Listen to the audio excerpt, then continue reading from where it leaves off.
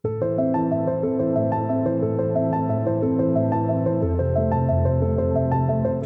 je nezisková organizácia. To PDCS máme v angličtine, to Partners for Democratic Change Slovakia. A sme neziskovka, ktorá sa venuje riešeniu konfliktov v spoločnosti hlavne.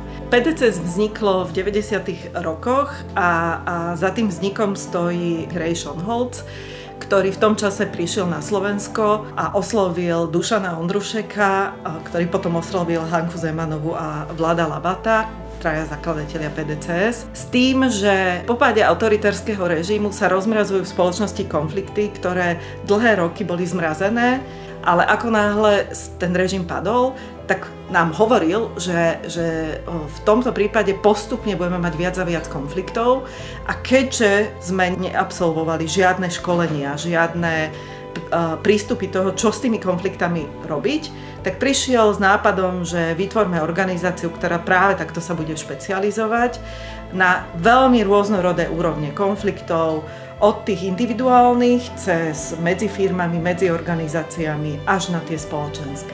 To, čo nás najviac zaujíma, sú občianski aktéri v konfliktoch.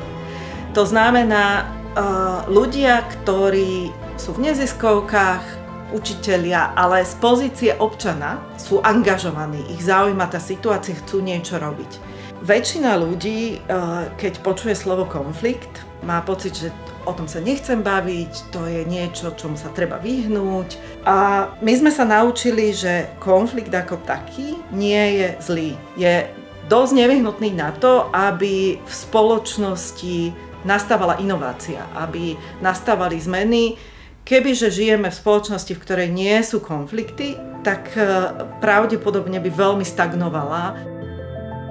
A to, čo najviac škodí spoločnosti, je, keď v konflikte siahame k ubližovaniu tomu protivníkovi alebo tomu, kto je na tej druhej strane konfliktu. A to ubližovanie nemusí mať len podobu fyzického násilia, ale má aj podobu toho, ako s tým druhým človekom hovoríme, ako pristupujeme k jeho dôstojnosti, aký jazyk používame. A z tohto pohľadu tie posledné roky sú hrozné. To, čo sa potrebujeme učiť, je odhalovať aj to, že ten jazyk je vlastne zbraň, ktorou sa potláča ten iný názor. Súčasne ale v krízach platí, že keď sú ľudia v zlej situácii, dosť prirodzene hľadajú niekoho, kto je za to zodpovedný. A väčšinou sú to tí najslabší v spoločnosti. Vieme, druhá svetová vojna, židovská populácia, rómska populácia, dneska pravdepodobne najviac migranti, LGBTI ľudia. V týchto krízových situáciách aj limity toho, čo my ako organizácia robíme vo vzťahu k premosťovaniu, hľadaniu nejakého spoločného jazyka, sú asi v tom, že keď už sa prekročí nejaká čiara, tak to cesta nie je dialog, ale je postavenie sa za práva tých, ktorým je ubližované v tej spoločnosti.